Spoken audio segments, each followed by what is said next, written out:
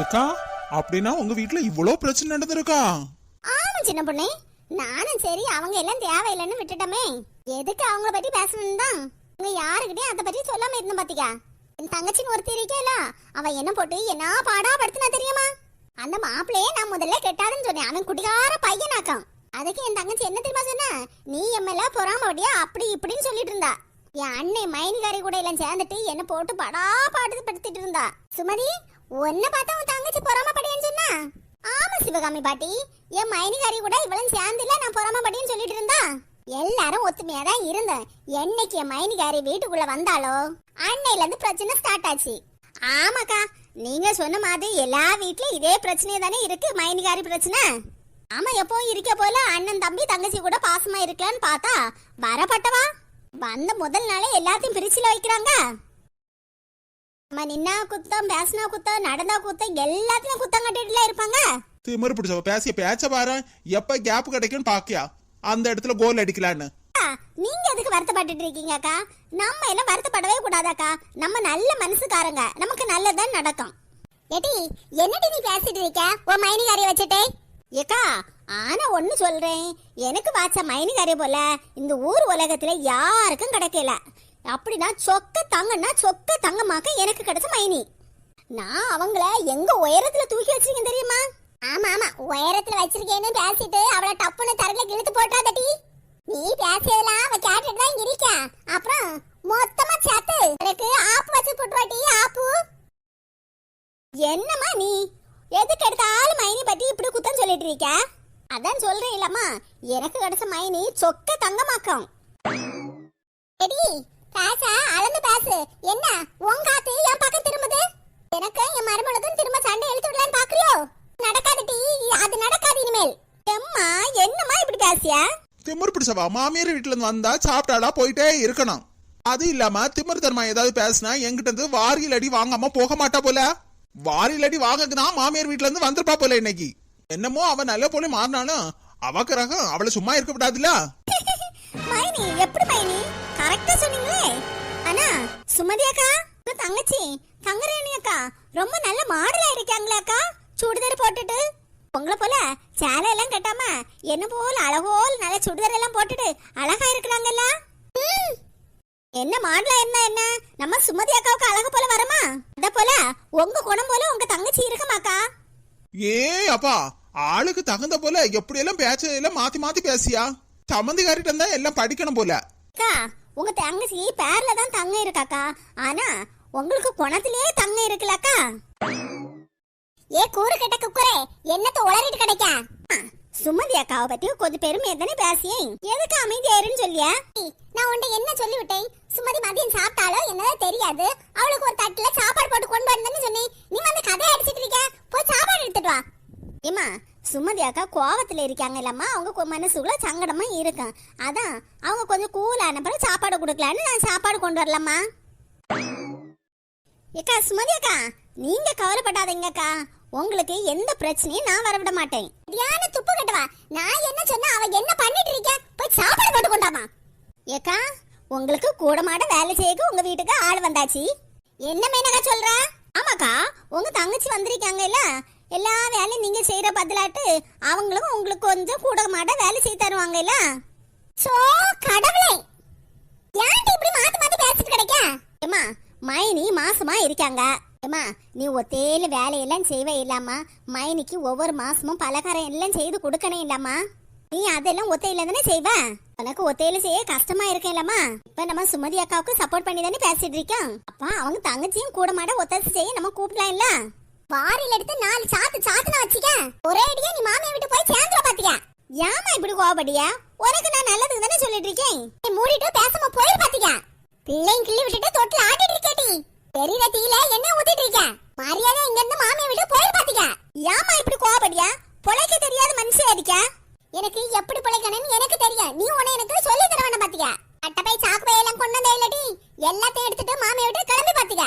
ஓஹோ, அப்படினா நீ என்ன மாமியை விட்டு போன்னு சொல்லியா?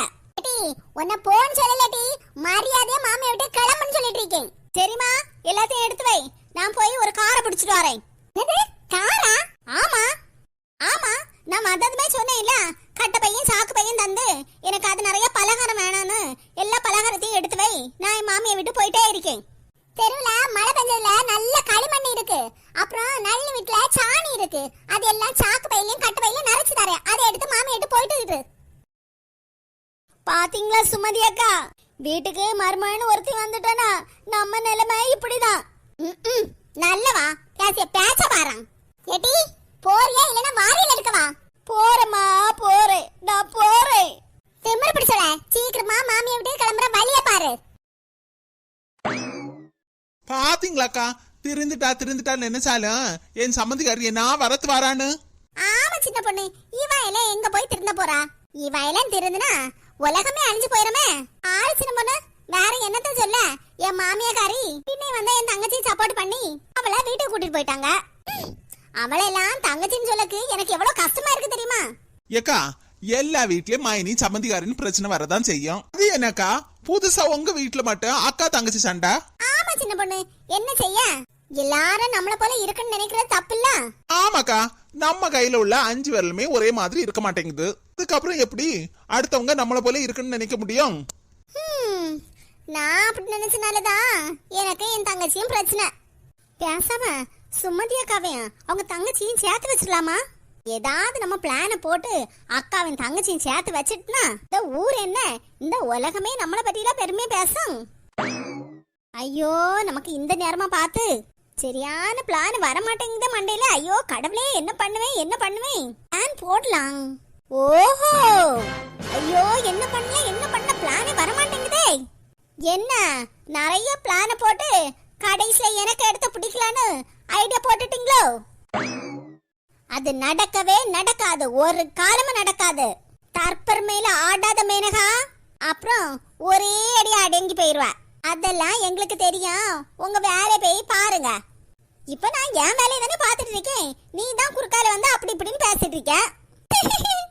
அது சரி இருக்கட்டும். என்ன இந்த பக்கம் காத்து வீசுது? என்ன மாமியார் வீட்டுல இருந்து அடிச்சு துரத்தி விட்டுட்டாங்களா? மாமியார துரத்தி விட்டாங்களா இல்லட்டா ஓ மாப்பிள்ளைக்க ரெண்டாவது பண்ற ரோசி அவ துரத்தி விட்டாளா உன்ன? அன்னைக்கே நீ இந்த அக்காவுக்கு பேச்ச கேட்டிருந்தா இன்னைக்கு உனக்கு இந்த நிலைமை வந்திருக்குமா? நம்ம 2 பேரும் அழகா பிளான போட்டு உன் மாப்பிள்ளைக்கு 2ஆவது பொண்டாட்டி ரோசி இருக்கையில அவளை துரத்தி விட்டுருக்கலாம். ஆனா நீ ஏன் பேச்ச கேட்டியா? பேச்ச என்ன கேட்காது? என்ன ஒரு ஆளாவே நீ மதிக்கலையா? என்ன மதிக்காத பிரதிபலன் தான் இன்னைக்கு நீ இந்த நாடு ரோட்ல வந்து நிக்க. ஐயோ சுபத்ராக்கா, உங்களுக்கு இவ்வளவு பேச்சு தேவையே இல்லக்கா. உங்களுக்கு நான் விஷயம் தெரியவே செய்யாதா? என் மாப்பிள்ள 2ஆவது கல்யாணம் பண்ணவும் இல்ல, அந்த ரோசி என் மாப்பிள்ளைக்கு 2ஆவது பொண்டாட்டியும் இல்ல. எங்க குடும்பமே எல்லாரும் சேர்ந்து என்ன பிராங்க பண்ணிருக்காங்க. என்னது பிராங்க பண்ணிருக்காங்களா? அப்ப அந்த தொப்பி தலை பின்னாடி அந்த பிள்ளைக்கு கூட்டிட்டு போனது? சீச்சி, அழகோல கூட்டிட்டு போனாரா? இருந்தாலும் உன் குடும்பமே சேர்ந்து உனக்கு ஆட்டம் காட்டிட்டாங்கல்ல. இங்க பாருங்கக்கா, நீங்க யாருன்னு எனக்கு தெரியும், நான் யாருன்னு உங்களுக்கும் தெரியும். அதே போல நம்ம 2 பேரும் யாருன்னு இந்த ஊர் உலகத்துக்கே தெரியும். இங்க பாரு மேனகா, இவ்வளவு நேரம் நீ பேசினதெல்லாம் போதும். இதுக்கு முன்னாடி நமக்கு நடந்த பிரச்சனை எல்லாத்தையும் மறந்து பழையபடி நம்ம உடன்பிறவா சகோதரியா இருப்போம். என்ன மேனகா சொல்ற? யோசிப்போம். திமிரு பிடிச்சவ அடங்கவே மாட்டாளே. ஒத்தேக்குல நல்ல பேர் வாங்கலான்னு நினைச்சிட்டு இருக்கியா? மாமியார் வீட்டுல கிடைக்க முடியாது இவளுக்கு. அங்க இங்கன்னு லாந்துட்டு நம்ம உயிரையில வாங்கிட்டு கிடைக்கா? இவளாலேயே நம்ம ஊர்ல யாருக்கிட்டையும் நல்ல பேர் வாங்கவே முடிய மாட்டேங்குது. சரி, இவ எப்படியாவது போறா, சீக்கிரமா ஒரு ஐடியா போடுவோம். ஐயோ, அந்த மேனகா என்னெல்லாம் பிளான் போட்டு வச்சிருக்காளோ, நமக்கு ஒரு யோசனை கூட வரமாட்டேங்குத. அந்த மேனகா சரியான கில்லாடி. அந்த சுமதி அக்காவை அப்படியே கைய பிடிச்சு அவ வீட்டுக்கு கூட்டி போயிட்டா. ராணி அக்காவும் மேனகா கூட்டிட்டு போயிருந்தா சுமதி அக்காவிட்ட நம்ம எப்படியாவது ஐஸ் வச்சிருக்கலாம். அதுக்கும் வாய்ப்பு இல்லாம ஆகி போச்சு. நாம நினைச்சபடி எதுவுமே நடக்கலையா? ஒரே நிமிஷத்துல ஆள் மாறாட்டம் ஆயிட்ட. அவ்வளவு நேரம் ராணி அக்கா தான் மேனகா வீட்டுல இருந்திருக்காங்க.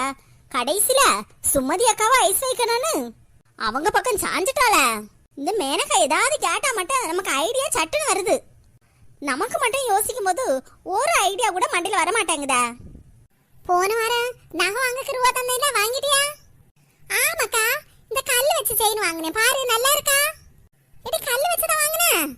ஆமாக்கா, போன மாசம் நீ தந்தையில கொஞ்சம் ரூபா அதுல நான் ஒரு லாங் செயின் வாங்கினேன்ல அதான் இது டைம் பார்க்கும்போது இது அழகோல இருந்தா அதான் இதை வாங்கிட்டு பாரு கடைக்கு வானும் ஒன்னையும் கூப்பிட்டேன் நீ தான் வரலன்னு சொல்லிட்ட அன்னைக்கு வரேன்னு தான் இருந்தேன் அதுக்கப்புறம் வீட்டுல கொஞ்சம் வேலை இருந்து அதான் வரல சரி நகை வாங்கும் போது நீ தான் வரலையே அதான் நம்ம வாங்கின நகை அக்காவிட்ட காட்டிட்டு வரலன்னு தான் வந்து பாரு அழகோல இருக்குடி கல்லு மாலை நல்லா இருக்குல்லக்கா அந்த கடையிலேயே இந்த கல்லு மாலை மட்டும் தான் அழகா இருந்து பாத்தியா சரியான ஆள்டி நீ அழகா இல்ல பார்த்து வாங்கிருக்க ஏக்கா யாரும் வாங்க முன்னாடி நான் வாங்கிட்டு பாரு ஏக்கா உன் சம்மந்திக்காரி அத்தானுக்கு ஃபோன் பண்ணலா அது எப்படி பண்ணுவா உங்க அத்தானுக்கு அவ பண்ணாலும் கிடைக்கவும் செய்யாது உங்க அத்தான் போன்ல நான் அவ நம்பரை பிளாக் பண்ணிட்டேன்ல என்னனாலே என்கிட்ட தான் அவ ஃபோன் பண்ணி பேசி ஆகணும் இங்க பாரு 2-3 நாளா எனக்கும் ஃபோன் பண்ணதான் செய்தா நான் எடுக்கவே இல்லை பாத்தியா இன்னைக்கு காலையில அவளுக்கு மாப்பிள்ள வந்தான் பாத்தியா சும்மா கத்திட்டே கிடந்தான் உன் சம்மந்திக்காரி அப்படி இப்படின்னு சொல்லிட்டே கிடந்தான் நான் ஒரு 1000 ரூபாய் கையில கொடுத்தேன் வாங்கிட்டு போயிட்டே இருந்தான் சரியான சம்மந்தியாரு தான்க்கா உனக்கு அவ்வளோ எப்படி இருந்தா எனக்கு என்ன